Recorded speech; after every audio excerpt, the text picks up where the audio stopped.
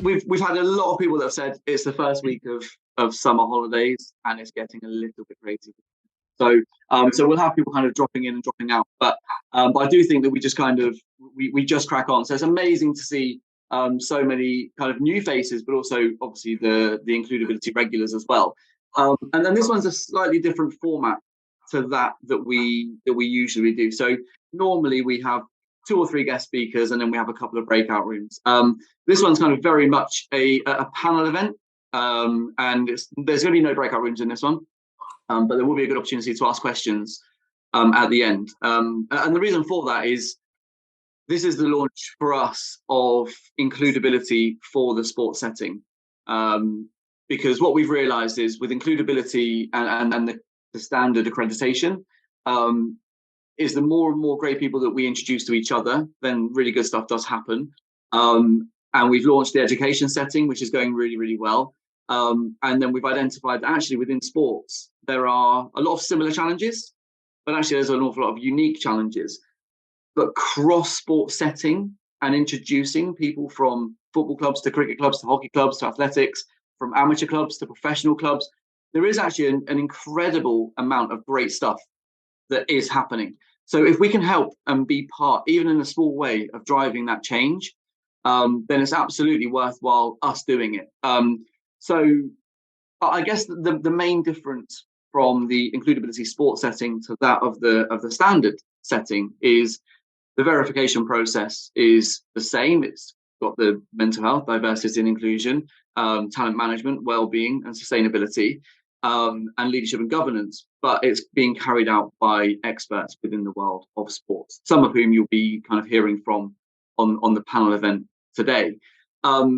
So what I would encourage you all to do is, if you could introduce yourselves in the chat feed, really, really make it busy, tell people who you are, put your LinkedIn feeds in there, get to know each other, take these relationships off of this call and then into kind of your everyday lives. That's everything that we want to be doing at Includability is as much collaboration as possible. So this is for clubs, associations, governing bodies. We have Liverpool Football Club. Rishi's here representing Liverpool. We've got Chelsea. We've got Fairford Town, obviously completely opposite end of the footballing spectrum. We've got Worcester City Women's Football Club. We've got Switch to Play. We've got lots of different kind of charities, consultancies, sports organisations that are going to be building this incredible community. So look, what I might quickly just do is I might just quickly show you the platform, and so that those of you that haven't seen Includability before, I can just quickly give you an overview as to what it looks like. Just give me the thumbs up when you can actually see the screen, and hopefully it's the right screen. You see that? Perfect. So this is the Includability website. It will go on. You can go on there. Dave's going to put the link in there, and you can run through it all. But it really is for absolutely everyone. And we've made sure that from a financial perspective, it doesn't matter whether you're Liverpool Football Club or whether you are Fairford Town. The price doesn't change because we want to make sure that there are minimal to zero barriers to entry to being part of Includability. You see here we've got Inclusive Cultures, Women's Sports Group, Odyssey, Gym Group, Switch to Play, we've got Panathlon.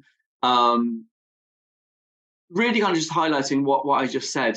And I think this bit up here is really, really important, where it isn't about perfection. And this isn't about, and the same goes for every includability standard that we have. This is not about being absolutely perfect, because quite frankly, if you are, then you're probably just a liar. So this is about being transparent with where you're at. What support do you need? What's your objectives in the future?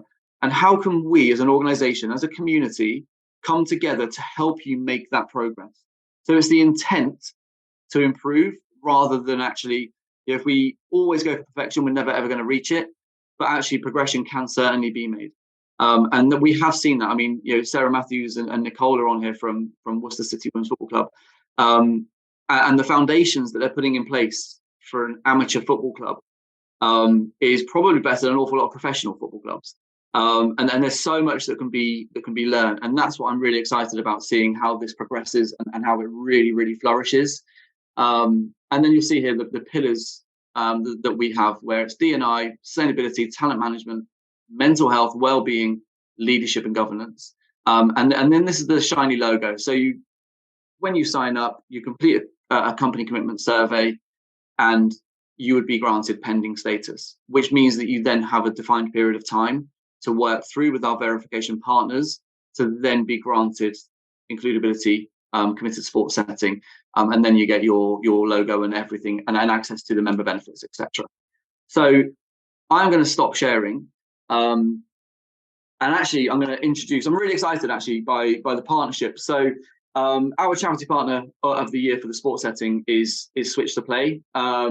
This is the very start of our relationship with Switch to Play. They're an incredible organisation. They are the UK's only dedicated foundation to supporting all sports people to successfully transition to life outside of sport. And this is a partnership that's really going to evolve and grow. And I'm delighted to kind of introduce you to Mr. Rob Young MBE, no less, who's going to just kind of talk to you for kind of 5-7 minutes or so about his background, about Switch to Play, and the impact that they have. So Rob, the virtual floor is yours, my friend. Thank you, Paul. Really appreciate it, and thank you for the introduction. Hello, everybody. It's really great to be here. It's the first time I've been on one of these calls, and yeah, really excited to be working with Includability, because I guess the vision of what you're trying to achieve really aligns well with what we're trying to achieve as a charity. But I guess what we believe is our vision is a world where every sports person can fulfill their potential at every stage of their lives, so through and beyond sport. And I guess sadly, sport, and the evidence shows us this, at the moment doesn't do a good enough job in the duty of care that it takes over sports people, particularly in that point around transition to life beyond sport. As Paul very kindly said, we are the only charity that exists in this space. And I guess what we are really passionate about is we want to be there for every moment, not just the winning ones. And in sport, what you see is, and that all part is really important to us. So all sports people, so we work across all stages and across all sports. There is a hidden majority in sport. Most people think that sports people are all multimillionaires and that success is easy. And actually, when you actually look at the evidence around sport, is that most people on a talent pathway in sport won't go on to have a long and successful career in whatever their sport is. Football is a very good example of that. And you see, even though we're really successful at developing very talented footballers, 97% of people in an academy environment will not play a minute in first team football in a Premier League club. Most people will not make life-changing sums of money through playing sport. So the figures are that I think over 60% of top female sports people in this country earn less than £10,000 a year through playing sport. So it's a misnomer that they're all made financially. Most people do not finish sport on their own terms. So over 70% of people, it's deselection, contract not renewed, injury. So when the end comes, it is not on your terms, and that makes it particularly difficult. And the evidence shows that making that transition to life beyond sport is really tough. There's a whole piece around identity and a lot of the evidence around mental health. So over 50% of sports people have said that they have struggled in that period with their mental health beyond sport. Only 3 in 5 actually go on to do something about it in terms of seeking help. So if other people are acknowledging this, we believe that the figures are far bigger. And we've had lots of conversations with people that would deem to be the ones that you would see as successful in terms of what they may have achieved in their sporting career. It doesn't matter. It's really, really difficult for them to then transition. And I guess in some respects, we talk a lot about underdogs. So as a small charity, we see ourselves as underdogs when we're competing in a where there are lots of amazing causes out there, and we're in a cost of living crisis, and we're this little niche charity over here talking about sport. But actually, in many ways, that's what sports people are. When they transition to life beyond sport, it doesn't matter what they've done in their sporting career. They're the underdog in the real world because they've got a non-traditional CV. And how do they actually then make that path? Because their career beyond sport, doesn't matter how good sports science is, their career beyond sport is going to be a lot longer than their sporting career, however successful they may have been. So that's why we exist. In terms of what we do, we'll be supporting about 3,000 athletes this year in a range of different ways. So in terms of younger athletes, we do a lot of life skills education. So we work with just about to do our 5th season with the Premier League, delivering to their academies. So from age 12 to 23, around life skills education. We do the same with the EFL, and we're now starting this season with the Women's Super League academies as well. So really, like, lots of life skills education about how can we build these fundamental principles that recognize that developing yourself as a person will help performance. It will also set you up for the future. We do a lot of one-to-one support and support around career pathways. And I guess this is where it's quite exciting talking to different organizations is we're not a recruitment company. That's not our specialism. And lots of sports people we talk to don't know what they don't know when they're thinking about what next. So what we're trying to do is, I guess, help them. It was described to me by a sports person as like, try before they buy. How can we give them experience days, opportunities to understand what different types of roles or different types of sectors that might be out there that could be interested in people like them? And if they're interested, how do they go about getting into that area? And ideally doing that work before the end of their career so that they're not starting from a blank sheet of paper when that moment happens. So we've got about 500 athletes that we work each year through a membership network and providing that one-to-one mentoring support and career pathway support. We also got a wellbeing offer.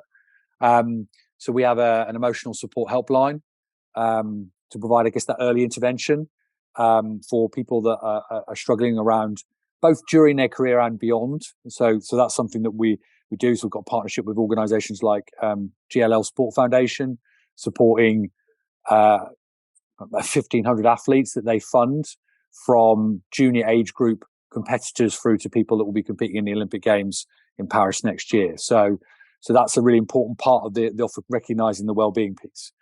And then I guess in terms of where we're going next, we've got some exciting work going on that we've just started with the FA, working with their para football squads. So it's really interesting around doing more work in a disability sports space. And it's a player to practitioner program. So creating pathways for a cohort of para footballers to look at roles in coaching, roles in administration in sport, and also pathways into the boardroom. So that's really exciting in terms of a piece of work that we're doing over the next 12 months with them. And then just continuing to build more partnerships with corporate organizations that, I guess, buy into the principle of what we're trying to achieve as a charity and are interested in supporting sports people on that journey through, because there are some amazing human beings there with an amazing set of skills, but we also need to recognize that it's not a straight path to getting from A to B. And how can we work with organizations that understand that and want to work with people who bring something quite amazing to what they can do? And that might be sports people at the end of their career, but it might also be dual career sports people that may still be competing but need to work alongside their jobs. So that might be non-league footballers, or it might be Super League netballers, and we do a lot of work with netball. But people that need to earn alongside playing sport on an elite level, they're non-traditional in terms of maybe what they can bring in terms of a work pattern, but actually they can offer a huge amount to the workforce. So that's hopefully within the 4 to 5 minutes that I was given. I promised Dave I wouldn't talk too much, but there, I'll stop talking now. Amazing. And Rob, look, thank you ever so much for kind of the overview and also the awesome work that you do. I think the thing for me is, with includability, taking the sports setting out of it, we have access to some incredible organisations, and this for me is where I think the really exciting partnership can kind of come in, because it's all of our responsibilities. We all want to recruit good people. We want to make sure that we're retaining the best people, and that's where I think actually working together and pushing the boundaries of what is possible.